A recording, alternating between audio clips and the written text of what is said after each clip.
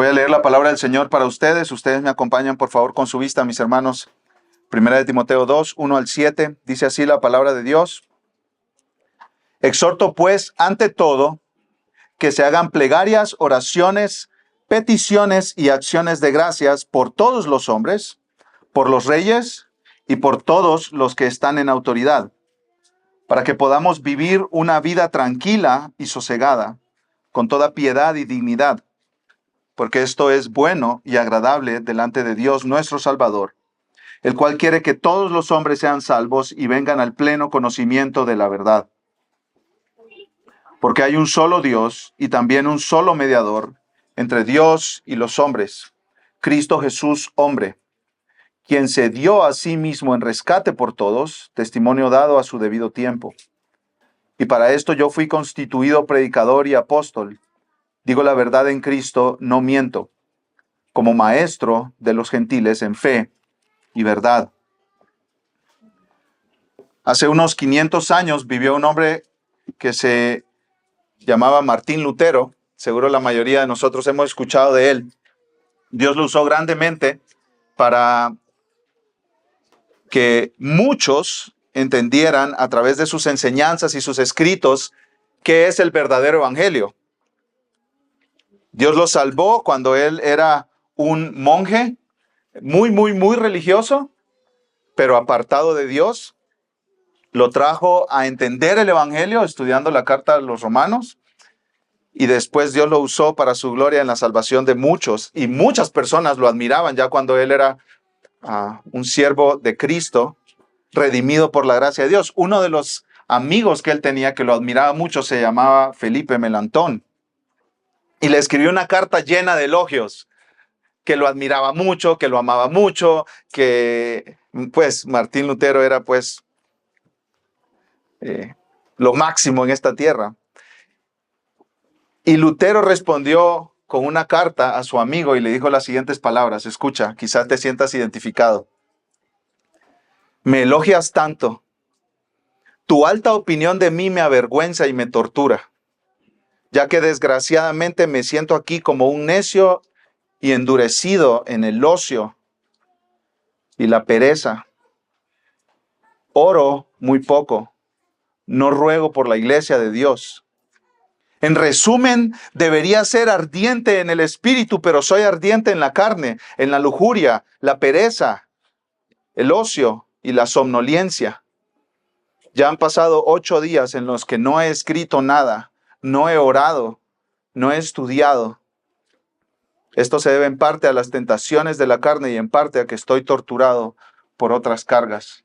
¿Te sientes identificado? Especialmente con lo de no oro por la iglesia de Dios. Yo te pregunto, mi hermano, ¿cómo está tu vida de oración? ¿Cómo están tus rodillas? ¿Con piel de bebé o de verdad se nota que pasas tiempo de rodillas delante del Señor? ¿Pasaste tiempo con Dios esta semana? Sí, también las mamitas de chicos pequeños, ahí va para ustedes la pregunta. ¿Pasaste tiempo con Dios esta semana? Quizá nos sentimos más identificados con esa carta de Martín Lutero de lo que podemos llegar a pensar o a imaginar. Iglesia, ¿cómo está nuestra vida de oración? ¿Oramos? ¿Buscamos a Dios juntos? Y conecto la vida personal de oración del cristiano, o sea, tu vida personal de oración y mi vida personal de oración con la vida personal de oración de la iglesia, porque nuestra vida personal informa nuestra vida congregacional. O sea, la iglesia está como está por nosotros, mis hermanos. No por culpa de los carnales y que no son espirituales, sino por todos nosotros. La vida de oración de la iglesia refleja la vida de oración de los cristianos que conforman esa iglesia. ¿Cómo está nuestra relación personal con Dios, nuestra comunión diaria con Dios, nuestro caminar con el Señor? ¿Cómo está nuestra comunión como iglesia con el Señor? Juan Calvino escribió: no hay palabras lo bastante elocuentes para exponer cuán necesario, útil y provechoso ejercicio es orar al Señor. No podemos explicar con palabras lo necesario, útil y provechoso que es orar. Pero a veces, más a menudo, nosotros no vemos la oración como necesaria, útil y provechosa, ni en nuestra vida personal, ni en nuestra vida familiar, ni como iglesia.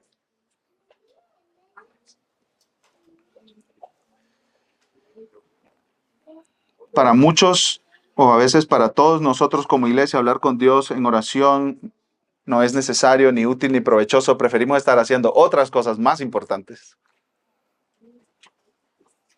Pero Pablo nos muestra aquí cuál es el camino correcto para el cristiano y para la iglesia local que quiere honrar a Dios. Dios quiere, mis amados hermanos, que apartemos tiempo para estar con Él. Dios quiere que apartemos tiempo para caminar con Él. Tiempo significativo, tiempo enfocado, tiempo concentrado, para estar con Él, para caminar con Él, para hablarle a Él. Eso Dios lo quiere a nosotros, para nosotros como individuos, para nuestras familias y también para nuestra iglesia. Dios quiere que vayamos a Él porque Él es un Padre que ama infinitamente a sus hijos y los escucha. Este sermón se titula La oración en la iglesia local y voy a separarlo en tres partes. Básicamente es responder tres preguntas. ¿Cómo orar? ¿Por qué? ¿Por quiénes orar? ¿Y qué pedimos en nuestras oraciones? ¿Y por qué? ¿Cómo orar? ¿Por quiénes orar? ¿Y qué pedimos en nuestras oraciones? ¿Y por qué? Pero antes de irnos a estos tres puntos, mis hermanos, tenemos que entender el contexto de la carta para entender este pasaje. Miren conmigo, por favor, 1 Timoteo 3, versículos 14 y 15. Pablo está diciéndole a Timoteo por qué le escribió esta carta. Pablo quería ir con Timoteo. Timoteo estaba en Éfeso, dirigiendo la iglesia ahí en Éfeso, y Timoteo era un emisario del apóstol Pablo ahí, pero funcionaba como pastor también. Y Pablo quería ir a verlo pronto y le escribe esta carta porque quiere que Timoteo tenga instrucción sobre cómo vivir en la iglesia, sobre cómo conducirse en la iglesia, sobre cómo hacer iglesia. Y mira lo que dice 1 Timoteo 3, 14. Este es el propósito de la carta, 14 y 15. Te escribo estas cosas esperando ir a verte pronto, pero en caso que me tarde, te escribo para que sepas cómo debe conducirse uno en la casa de Dios, que es la iglesia del Dios vivo, columna y sostén de la verdad. Pablo le está diciendo a Timoteo: Timoteo, yo quiero que tú sepas cómo hacer iglesia, cómo vivir en la iglesia, cómo conducirte en la iglesia. Es muy importante que tú aprendas eso. Nosotros, hermanos, no queremos ser una iglesia que no sabe cómo ser iglesia. Por eso estamos estudiando 1 Timoteo. Una oración nuestra para Dios es, estudiando esta carta, Dios, enséñanos a ser una iglesia que te honre, que te agrade. No somos un club social, mis hermanos. No somos una reunión de amigos que simplemente la pasan bien un domingo. Somos una iglesia local que quiere honrar a Dios y debemos aprender cómo conducirnos en la iglesia. Y mira, la prioridad número uno de la iglesia, mi hermano, es la oración. Mira el versículo 1 del capítulo 2 otra vez. 1 Timoteo 2:1, Pablo dice: exhorto pues ante todo. Iglesia, vamos a hacer una lista de prioridades para la vida entre ustedes en la congregación. Vamos a hacer una lista de prioridades para su vida en comunidad. Ante todo, ¿qué dice Pablo? Oren. Ante todo, oren. Wow. Ante todo, esa frase nos deja ver la prioridad que esto debe tener en la iglesia local. Juan Calvino dijo: la oración es la parte más importante de la vida cristiana. Es el alma de cada verdadero creyente. Y podemos decir como un agregado a eso, ¿no?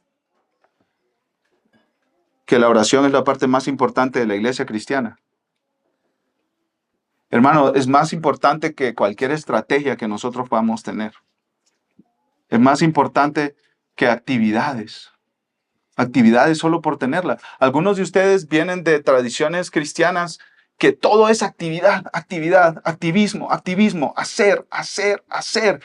Ir de una reunión a otra hasta el punto que no tienes tiempo ni para tu familia, ni para tus vecinos. Yo he escuchado creyentes que están como orgullosos porque el lunes tienen una reunión, el martes también, el miércoles también, el jueves, el viernes, el sábado y el domingo en la iglesia.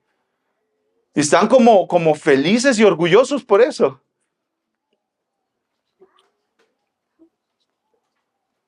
Pablo le dice a Timoteo, Timoteo, yo quiero que tú aprendas y que la iglesia en Éfeso aprenda cómo conducirse en la casa del Señor, que es la iglesia de Dios vivo. Yo quiero que aprendas cómo funciona una iglesia. Y la prioridad no es una lista de proyectos que completar. La prioridad no es una lista de actividades familiares, juveniles, clases, etc. La prioridad no es el marketing, redes sociales. Dejarle saber a todo Guadalajara que aquí estamos. La prioridad, ante todo, dice Pablo, oren, oren. Hermano, personalmente te pregunto, y también como familia, ¿cómo está tu vida de oración? Esta mañana, ¿estuviste con tu Dios? ¿Estuviste con tu Señor? ¿Te gusta estar con Dios? ¿Es un deleite para ti estar con Dios?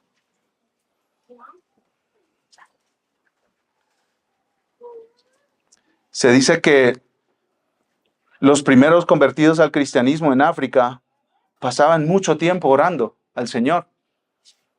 Y en los campos se iban en medio de los matorrales a orar. Y pasaban ahí orando. Y cuando uno de ellos dejaba de orar, se notaba. ¿Por qué? Porque había pasto en el camino. Y entonces cuando se hablaban unos a otros, como ya se conocían los caminos por donde iban a orar, se decían, hermano, la hierba ha crecido en tu camino. ¿Cómo está tu camino? ¿Hay mucha hierba ahí? ¿Qué tan alta está la hierba en tu camino? ¿Cuánto tiempo estás invirtiendo para orar? Y hermanos, es súper fácil hacer sentir culpable a los cristianos hablando de su vida de oración. Es súper fácil, pero realmente el propósito de este sermón no es culparnos, mis hermanos. Yo, al estudiar este pasaje, estoy más consciente todavía de lo necesario que es que en nuestra iglesia oremos más como congregación, que hagamos reuniones de oración. Algunos de ustedes me han dicho, pastor, oremos, pastor, hagamos reuniones de oración. Aparte del domingo, en otros contextos, oremos más. Llenemos unas tarjetitas los domingos para que en grupos los llevemos y oremos unos por otros más y más y más. Estoy muy consciente, mis hermanos, de nuestra necesidad como iglesia de orar. Y el punto no es poner una carga sobre tu espalda y que tú te vayas con culpa de aquí, sino hacernos ver, primero, que Cristo ha perdonado el pecado de ser negligentes en la oración, mis hermanos. Cristo ya lo llevó en la cruz. Más adelante estaremos leyendo en Hebreos que Él intercede por nosotros. Jesús está orando por nosotros, aun cuando nosotros somos negligentes en orar. Pero también el propósito de este sermón, mis hermanos, es ayudarnos a ver, por lo menos por un momento, por lo menos que se abran las cortinas y entre el aire y la luz de Dios en tu corazón. El Rey del universo, el creador de todo lo que existe, el que conoce por nombre todas las estrellas, el que sostiene el sol en su lugar y los planetas en su lugar, te invita a que vengas a su presencia. ¿Tú sabes el privilegio que es ese? El Rey de todo lo que existe, el Rey de reyes y Señor de señores te dice, ven, pasa tiempo conmigo. Hebreos 4, que lo acabamos de leer en la lectura pública de las Escrituras. Teniendo pues un gran sumo sacerdote que trascendió los cielos, Jesús, el Hijo de Dios, retengamos nuestra fe porque no tenemos un sumo sacerdote que no pueda compadecerse de nuestras flaquezas. Él se compadece cuando tú no quieres orar, cuando te cuesta, cuando le batallas. Y Él se compadece de ti. La compasión es la emoción que más se menciona en el Nuevo Testamento acerca de Jesús. Él se compadece de ti. Él es rápido en compadecerse de ti. Él es lento para la ira. No está bravo en el cielo diciendo, ¿y este cuándo va a venir a buscar mi rostro? No, mi hermano, Él se compadece de nuestras flaquezas. Tenemos uno, dice el autor de Hebreos, que ha sido tentado en todo como nosotros, pero sin pecado. Por tanto, entonces, ¿cómo respondemos a esta verdad? Acerquémonos con confianza al trono de la gracia para que recibamos misericordia y hallemos gracia para la ayuda oportuna. Acerquémonos. Lee todo Hebreos, hermano, y subraya, por favor, todas las veces que dice acerquémonos, acércate, acerquémonos. El Dios del universo te dice, ven que yo te escucho. ¿No es eso maravilloso, mis hermanos? Estás en una profunda necesidad. El Padre que tienes en los cielos te dice, ven, yo te escucho. Tienes mucha tristeza en tu corazón, tu Padre te dice, ven, yo te escucho. Estás batallando con tus relaciones interpersonales, Dios Padre te dice, ven, yo te escucho. ¿Tienes necesidades económicas? Ahí está. El ser más generoso del universo te dice que vengas. ¿No te gusta cómo te tratan tus papis? Niños, chiquitos, escúchenme. ¿No te gusta cómo te tratan tus papás? Dios te dice que tú puedes venir a Él y orar por tus papás. Dice un comentarista, Craig Blomberg, los cristianos deberían considerar a Dios tan accesible como el Padre humano más amoroso. Voy a leer varios versículos rápidamente, porque hay mucho en la Biblia sobre la oración. Colosenses 4:2, perseveren en la oración, velando en ella con acción de gracias. 1 Tesalonicenses 5:17, oren sin cesar. En Mateo 6, el Sermón del Monte, Jesús da por hecho que nosotros vamos a orar. Y por eso dice, cuando ustedes oren, cuando ores, al orar, ustedes pues oren de esta manera. En otras palabras, no es como una decisión que tú tienes que tomar si orar o no orar. ¿Sí? Jesús da por hecho que nosotros vamos a orar.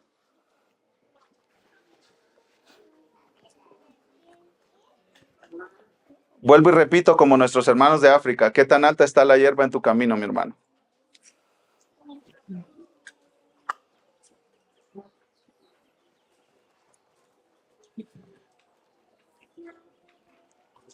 No te pregunto cuánta teología sabes. No te pregunto cuántos libros has leído. No te pregunto cuántos años llevas en la iglesia. No te pregunto cuál es tu posición en la iglesia. ¿Cuánto has servido a Cristo? Esa no es la pregunta. ¿Estás caminando con el Señor? ¿Estás viniendo al Señor? ¿Estás dependiendo de Él? Y de nuevo repito, el punto no es, hermanos, llenarnos de culpa, sino recordarnos las asombrosas noticias de que en Cristo hemos sido totalmente perdonados. Y no solo eso, Jesús no solo nos perdonó, lo cual son buenas noticias, grandes noticias, geniales noticias, sino que también Él ora por nosotros. Hebreos 7:25 dice, por lo cual Él, Cristo, también es poderoso para salvar para siempre a los que por medio de Él se acercan a Dios, puesto que vive perpetuamente para interceder por ellos. Cristo está orando por ti en este momento. Cristo está orando por ti, aunque en tu semana tú no hayas orado a Dios ni un minuto. Dice Luis Berghoff, es un pensamiento consolador que Cristo esté orando por nosotros, incluso cuando somos negligentes en nuestra vida de oración. Entonces, mi hermano, mañana es lunes. El punto no es que tú te vayas aquí condenado, sintiéndote culpable. El punto es que tú mañana te puedas levantar, hermano, 15 minutos antes de lo que te levantas normalmente. 10 minutos antes. Dobles tus rodillas ahí al lado de tu cama y hables con tu Padre. Hables con tu Padre. Y hablando con algunos de ustedes, mis hermanos, yo siento que tienen el concepto de que cuando hablamos de la oración tienen que tirarse 2 horas ahí de rodillas, clamando al Señor. Hermano, si hoy no oraste, ¿cómo crees que mañana vas a orar 2 horas? ¿Por qué no empiezas por 2 minutos? ¿2 minutos? Sí, hermano. 2 minutos. Y después, en un par de semanas o en un par de meses, oras 5 minutos. Y después oras 8. Y después 10. Y vas desarrollando ese músculo de depender del Señor. Y escucha, mi hermano, la oración no es principalmente un asunto de técnica. Es un asunto de un corazón dependiente. Tú necesitas caminar con tu Señor. ¿Sabes quiénes oran, mi hermano, mi hermana? Los débiles. Ellos oran. Los necesitados. Ellos oran. Los que entienden que son frágiles, ellos oran. Los que no oran son los fuertes, los que saben que pueden resolver todo por sus fuerzas, los que tienen todo bajo su control, los que tienen el dinero, los contactos, los recursos, ellos no oran. Pues ¿para qué orar si no tienes necesidad? ¿Por qué vas a llamar a los bomberos si tu casa no se está quemando? Por supuesto, no los vas a llamar. Pero si tu casa se está quemando, tú vas a llamar. Es igual en la vida. Si tú entiendes que tienes necesidad, tú vas a llamar a Dios, vas a clamar a Dios. Entonces, en lugar de preocuparte por técnicas sobre cómo orar, clama a Dios. Empieza por esto. Mañana lunes, clama a Dios por un corazón dependiente. Que Dios quite de tu corazón la autosuficiencia. Que Dios te ayude a ver tu necesidad. Mañana tú puedes levantarte y esos 2 minutos que vas a dedicar a la oración, dile, Dios, enséñame mi necesidad y enséñame a depender más de ti. En lugar de estar peleando con tu esposo, en lugar de estar gritándole a tus hijos, ¿por qué no oras por ellos? Inténtalo. Camina con el Señor. Dice Pablo en Filipenses 4, por nada estén afanosos, por nada se preocupen. Entonces, ¿hacer qué? Traigan todas sus afanes y todas sus preocupaciones a Dios en oración. ¿Sí?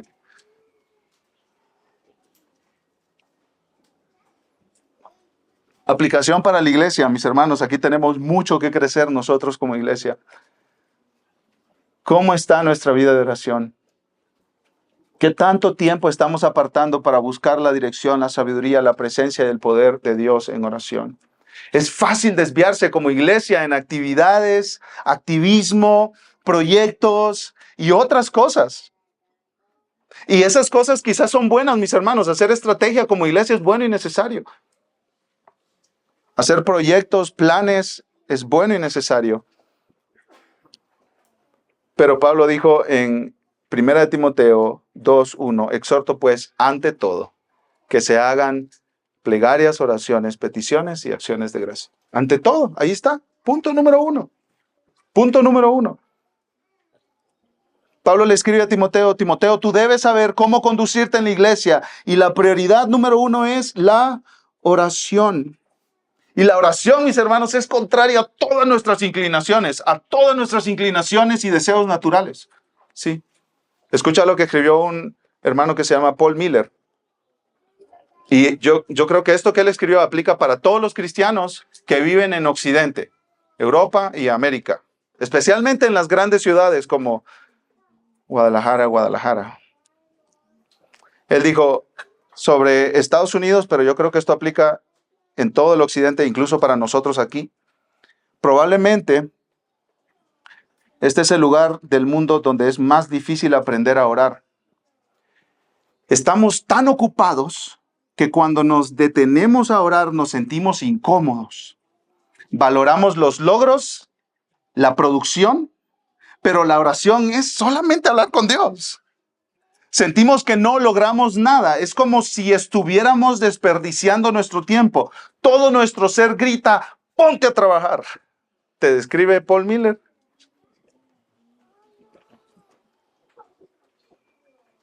Quiero servir en la iglesia. Varios de ustedes me han dicho eso. Quiero servir en la iglesia. ¿Qué puedo hacer? ¿Qué puedo hacer? Quiero trabajar, quiero hacer algo. ¿Y qué te parece si oras? ¿Si oras por la iglesia? No, algo más importante. No sé, algo más chido. Algo de acción. Eso es lo que nosotros naturalmente pensamos, mis hermanos, ¿cierto? Pero la mejor cosa que puedes hacer por la iglesia es orar.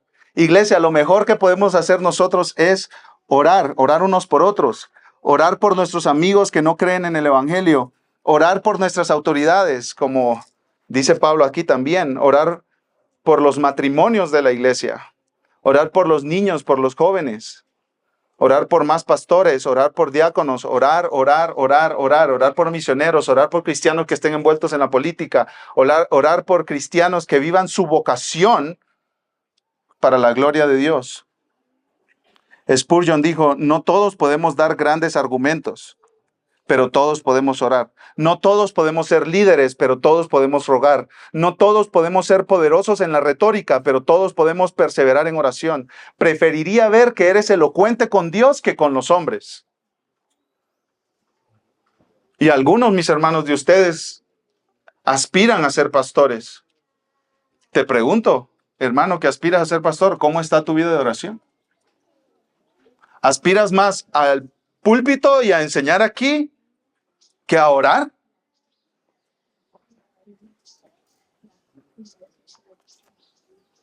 No importa los recursos humanos que tengamos, influencia, amistades, relaciones, contacto, dinero, casas, trabajos, debemos orar porque, escuchen mis hermanos, algunas cosas simplemente no suceden si Dios no interviene. Es que tú puedes ser muy poderoso y tener muchos contactos y saber explicar el evangelio hasta el último detalle y saber responder todos los argumentos a tus amigos no cristianos. Pero si Dios no obra, nadie es salvo. Nadie es salvo. Tú puedes leerte todos los libros de apologética y de evangelismo que hay, pero si Dios no salva a alguien, no puede ser salvo por más argumentos que tú le des. Tú puedes pelear con tu esposo, con tu esposa, todo lo que quieras. Todo lo que quieras.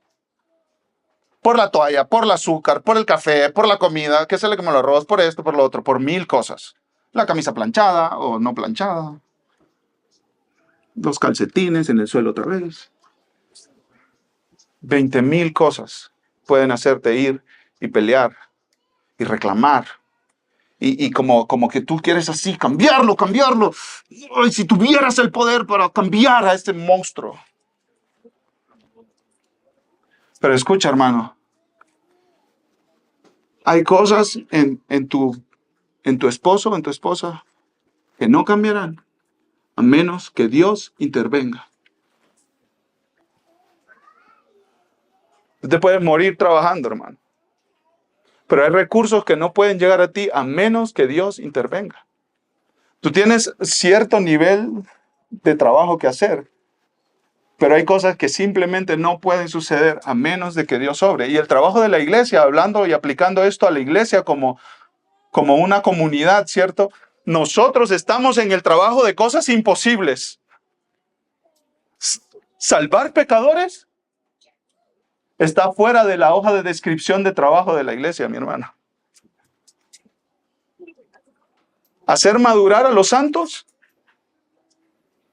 que hermanos dejen el pecado y empiecen a caminar con Dios fielmente, eso solo lo puede hacer Dios con su poder. Pero ¿saben lo que nosotros hacemos? Tratamos de cambiar a la gente manipulándolos, como forzando para que cambien de cierta manera nuestros gustos y preferencias. Hay cosas, incluso, mis amados hermanos, en nuestros propios corazones que no van a cambiar a menos de que Dios intervenga.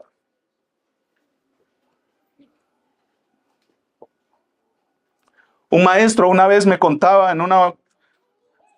él era misionero en Colombia, en las junglas allá de las Amazonas, y su esposa tenía unas actitudes horribles.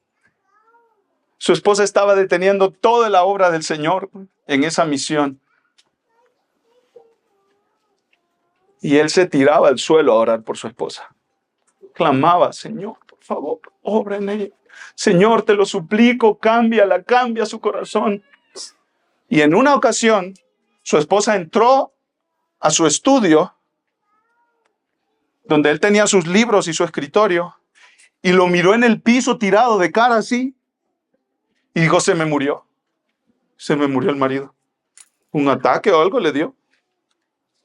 Y después empezó a escuchar que no estaba muerto. Estaba hablando, llorando. Y decía, Señor, cámbiala, por favor, cámbiala. Solo tú puedes hacer esa obra en su corazón. Y ella cerró la puerta suavemente y dijo, pues, ¿y qué estoy haciendo? Porque ella no lo miraba. Y él dijo, yo podía haberme puesto a pelear con ella horas y horas, días y días, semanas, meses y meses, pero solo Dios la podía cambiar. Y decidió orar. Y saben, mis hermanos, Dios la cambió. Hay gente en tu vida, familiares, amigos, papá, mamá, hijos, a quienes tú no has llevado delante de la presencia de Dios para que los salve. Y tú quieres que sean salvos, pero ellos no son salvos y tú estás como tratando de como agarrarlos, ¿no? Y vengan. ¿Quieres, en lugar de llevarlos a Dios en oración, quieres meter chivos en el redil de ovejas de Dios? Y no se puede así, mis hermanos. ¿Qué te parece si tú tienes un nombre, 2 nombres de personas que quieres que conozcan a Jesús y empiezas a orar por ellos?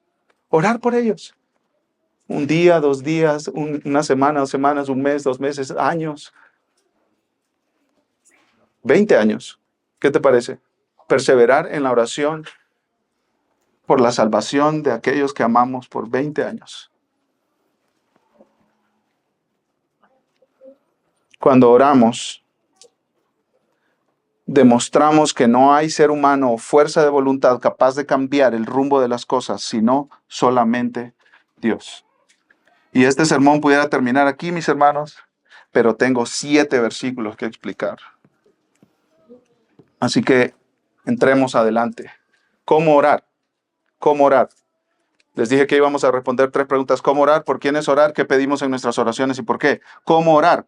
Y tal vez, tú estás diciendo, no, pero yo me encomiendo a Dios todos los días. Eso es orar, ¿cierto? En la mañana yo me levanto y Dios, me encomiendo a ti.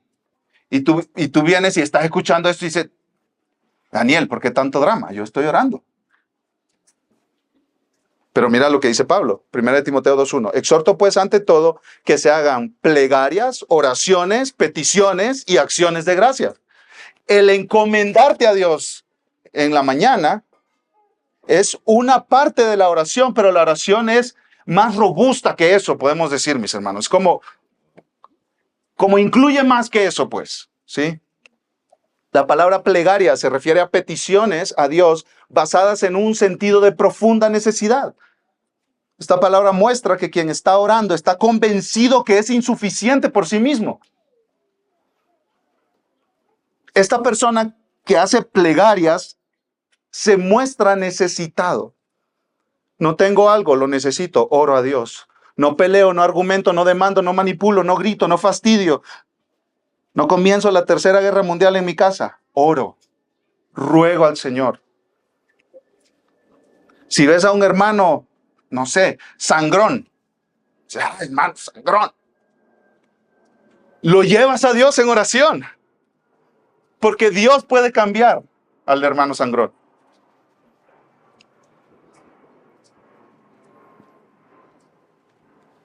Plegarias, ¿qué más, Pablo? Oraciones, esta palabra más general se usa para referirse a La devoción de quien busca a Dios. Lo busco porque es mi Padre. Yo quiero pasar tiempo con mi Padre. Es un Padre que me ama. Es un Padre generoso. Es un Padre que me escucha. Es un Padre que me invita a venir a Él. Peticiones. Esta palabra hace énfasis en la confianza de quien está haciendo la oración. Te pido, Dios, y confío en ti. Acciones de gracia. Todas estas oraciones, plegarias, peticiones, están enmarcadas en una actitud de gratitud. Pablo está diciendo, nuestras oraciones deben ser variadas, frecuentes. Dios quiere que pasemos tiempo con Él porque lo necesitamos. Quiere que sea un tiempo que nos acerquemos a Él con devoción, que nuestra mente esté totalmente concentrada en Él y en nuestros afectos. Hermano, no es 1 minuto de oración y 10 minutos de Instagram. Si es 1 minuto de oración, 2 minutos de oración, estar con Dios, mi hermano. Estar con Dios sea pensar en que estás en la presencia del Rey del universo.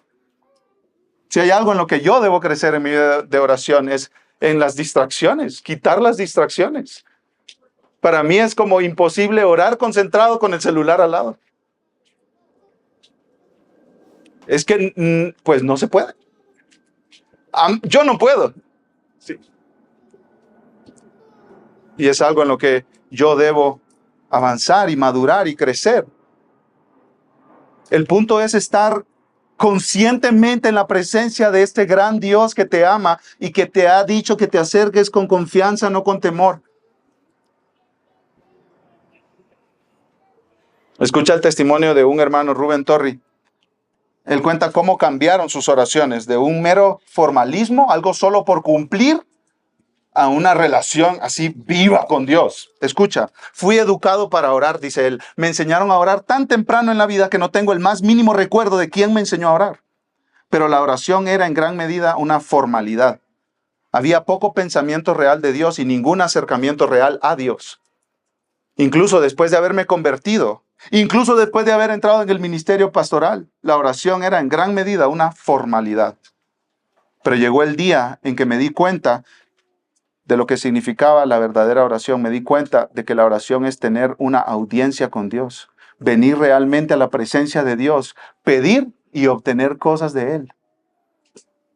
Y la comprensión de este hecho transformó mi vida de oración. Antes de eso, la oración era un mero deber, y a veces un deber muy molesto. Pero desde entonces la oración no ha sido simplemente un deber, sino un privilegio. Uno de los privilegios más apreciados de la vida. Antes, mi pensamiento era, ¿cuánto tiempo debo dedicar a la oración? Ahora, mi pensamiento es, ¿cuánto tiempo puedo dedicar a la oración sin descuidar los demás privilegios y deberes de la vida?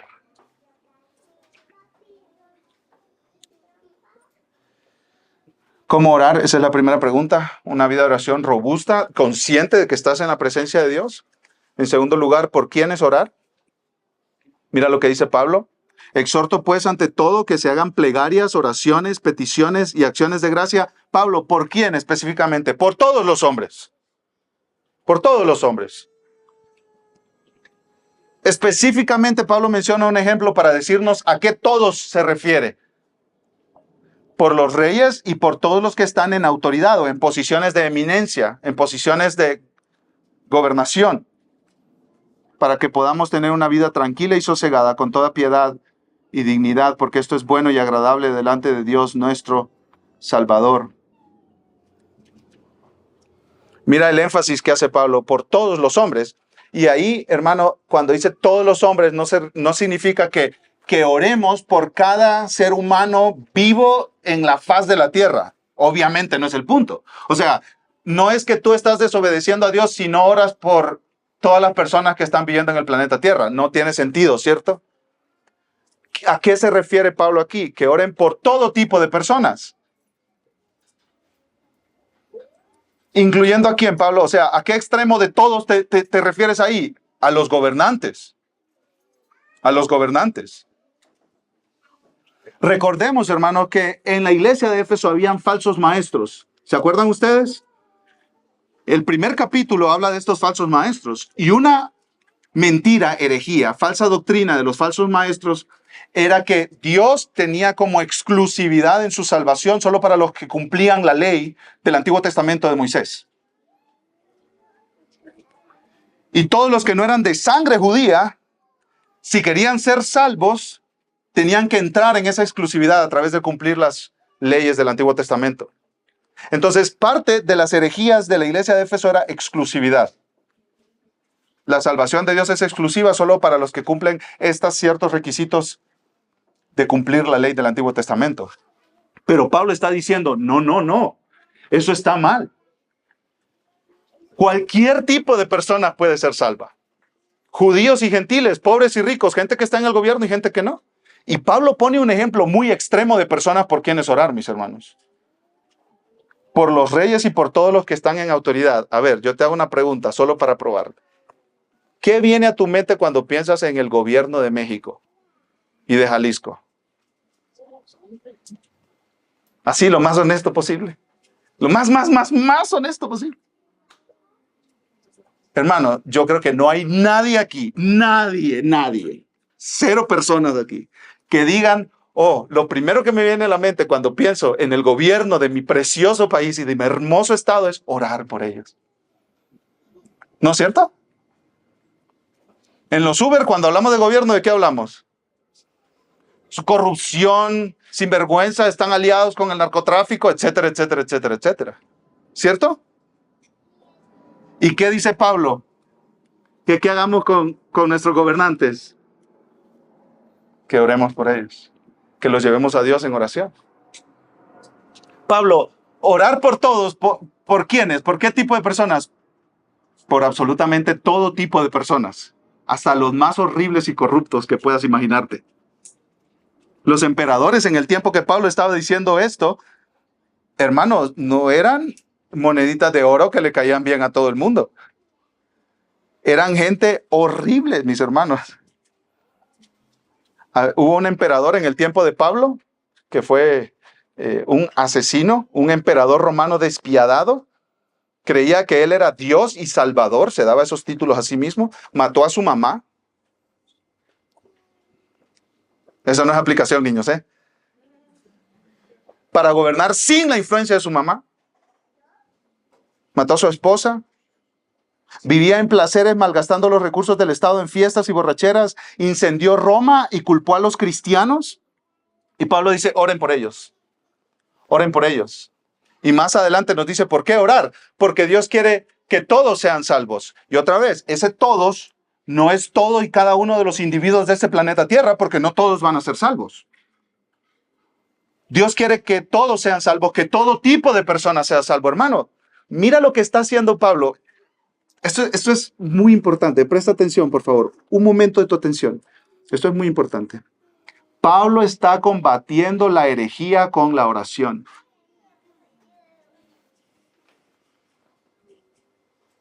¿Sí notaste? ¿Cómo estamos acostumbrados a combatir la herejía hoy? Hablando mal de los falsos maestros, ¿cierto? Exponiéndolos. ¿Y cómo combate la herejía Pablo? Timoteo, tú combates la herejía con oración. Este mandato de orar por todos los hombres, incluso los que están en el gobierno, es una cachetada a los falsos maestros que eran exclusivistas. ¿Quieres pelear por la verdad y por la sana doctrina? ¿Cuál es el consejo de Pablo aquí, mi hermano? Ora. Ora. ¿Hay un tiempo para señalar a los falsos maestros? Claro que sí. Pablo lo acaba de hacer ahí, señalando a Himeneo y Alejandro en el final del capítulo 1. ¿Hay un tiempo? Por supuesto que sí. ¿Hay un tiempo para señalar las herejías? Claro que sí, mis hermanos. Por supuesto que sí. Pero también, mi hermano, empezamos orando. Orando para que prevalezca la verdad. Orando para que sean salvos todos tipos de personas. Y como la oración es una herramienta de Dios que le ha dado al pueblo de Dios para pelear contra la herejía.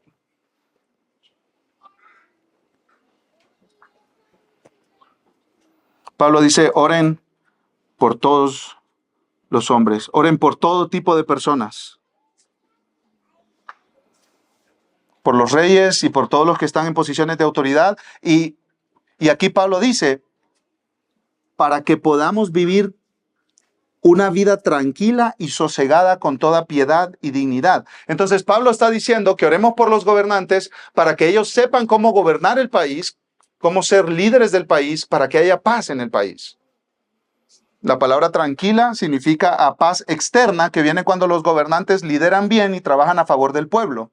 La palabra sosegada se refiere a una paz interior que tenemos cuando vivimos en un país en paz. Y tú dices, Daniel, pero ¿cómo en este mundo mis oraciones van a traer paz a este país? Parece como algo tan pequeño, ¿cierto? Que tú ores y que la iglesia ore y que aquí oremos por los gobernantes. O sea, esta pequeña iglesia, ¿qué puede hacer para traer paz a un país de 130 millones de personas? ¿Sí? ¿Cómo mi oración de alguien tan débil, tan insignificante? Yo no tengo puestos de gobierno, yo no puedo influenciar políticas, leyes. ¿Cómo mi oración va a hacer que haya paz en este país, en esta gran nación? Bueno, mis hermanos, Dios ha determinado que nuestras oraciones tengan un efecto en el mundo, en los gobiernos, en los presidentes. Escucha lo que dice Proverbios 8:15. Por mí reinan los reyes y los gobernantes decretan justicia.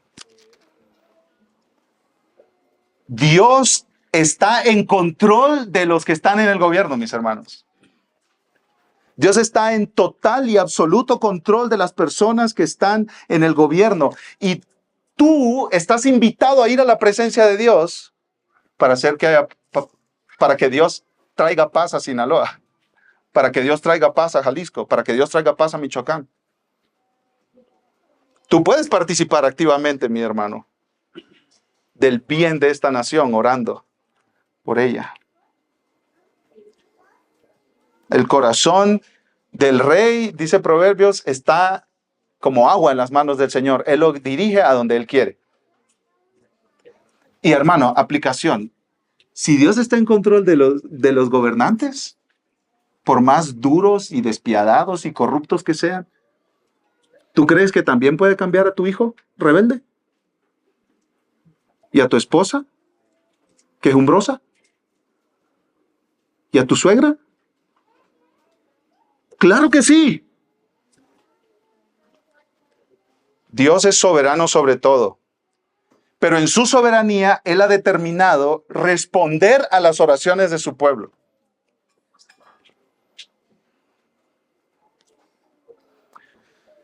Juan Calvino dice, mis hermanos, que Pablo menciona explícitamente a los reyes y otros magistrados porque más que todos los demás podrían ser odiados por los cristianos.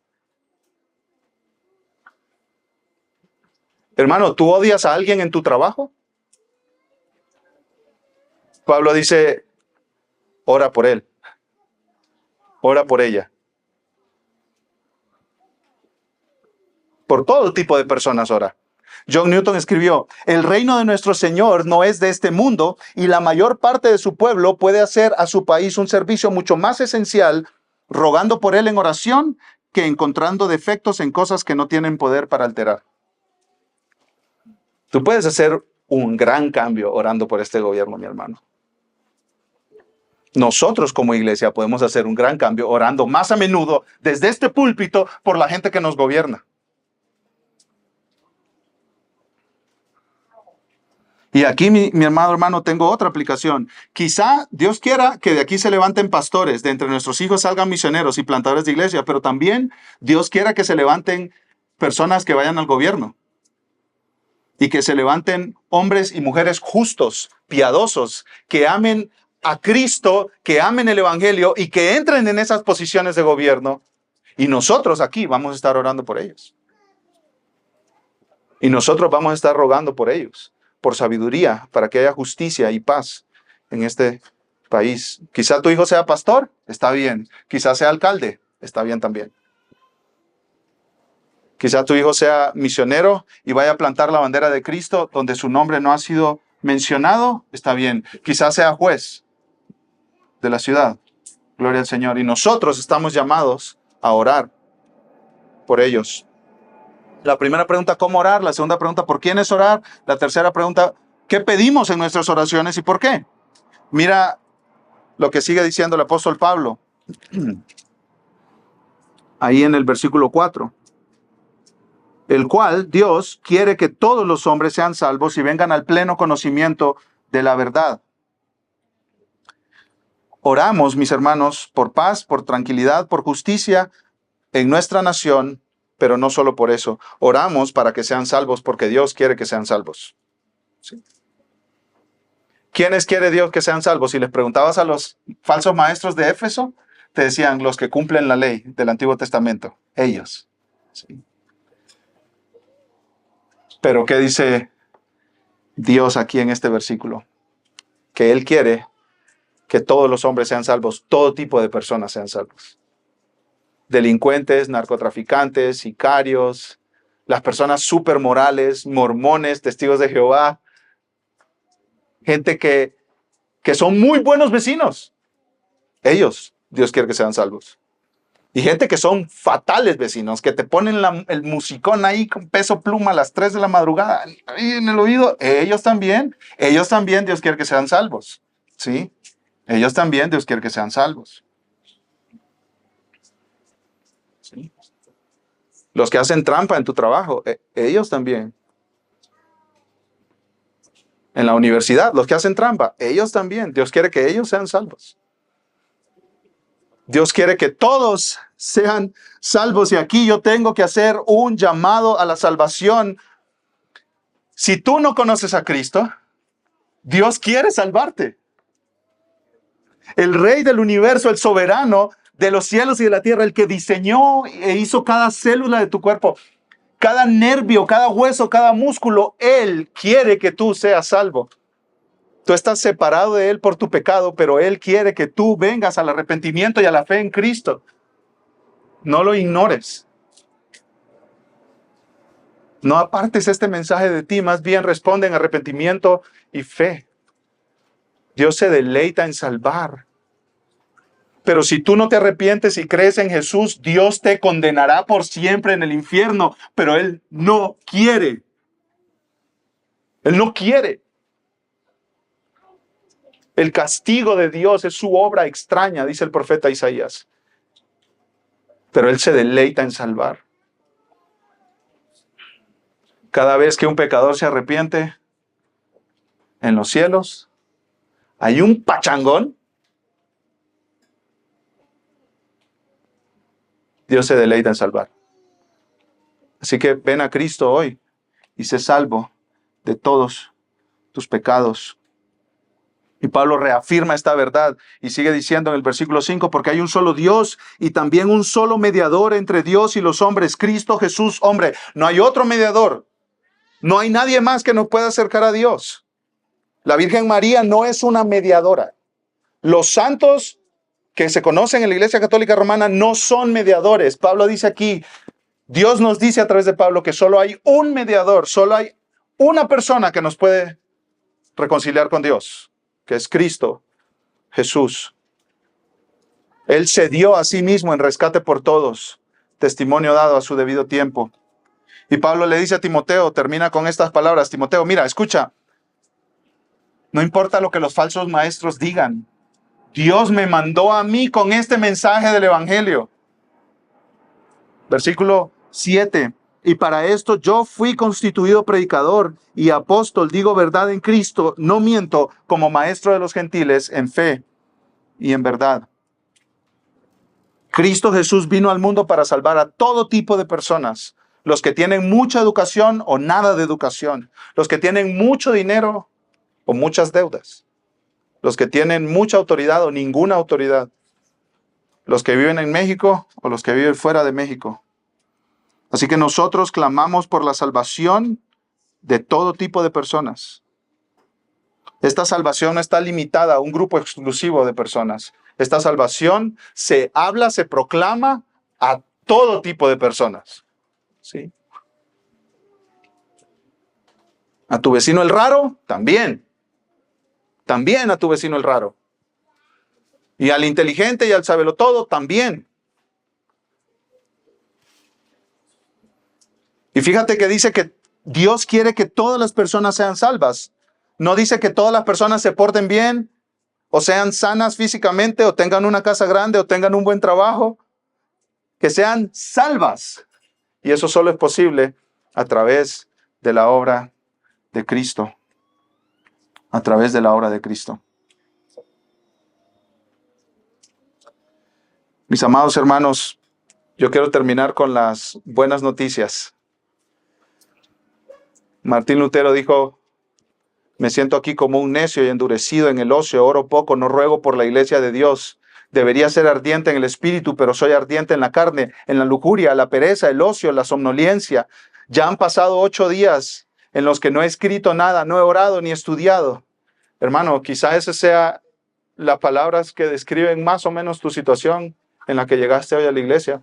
Pero hoy eres recordado que estás invitado a la presencia del Rey del universo. Te recibe con amor y gracia. Su rostro no está así como enojado contra ti.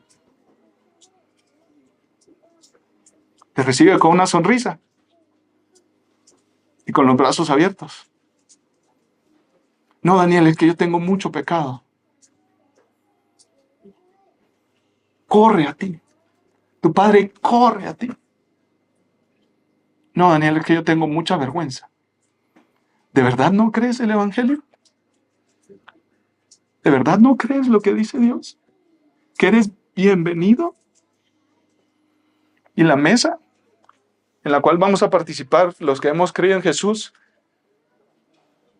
es un megáfono con el que Dios nos está diciendo: hey, eres bienvenido. Todo está bien. No te vayas de aquí con culpa por no orar. Vete de aquí sabiendo que estás perdonado y eres bien recibido en la presencia de tu Padre. Hermanos, escuchen, la culpa no cambia a nadie. Solo el Evangelio es poderoso para cambiar los corazones. Y ese Evangelio te informa a ti que eres bienvenido. Estás invitado a estar con tu Padre. Vamos a orar. Amado Dios, te damos gracias porque tú te deleitas en salvar todo tipo de personas y nosotros somos de esas personas, de ese todo tipo de personas, Señor. Nos salvaste, nos arrancaste de una vida de maldad, de pecado lejos de ti. Algunos de legalismo extremo, Señor, de confiar en sus buenas obras. A otros de una vida de pecado extremo, Señor. Oh, como tú te deleitas en salvar todo tipo de personas. Y ahora nosotros nos recordamos una vez más. Y hasta nos tenemos que pellizcar para creérnoslo, Señor. Tú nos recibes y tú nos invitas a venir a ti. Y esa es la mesa del Señor. Somos bien recibidos por nuestro Padre Celestial. Gracias, Señor. En el nombre de nuestro Salvador Jesús. Amén.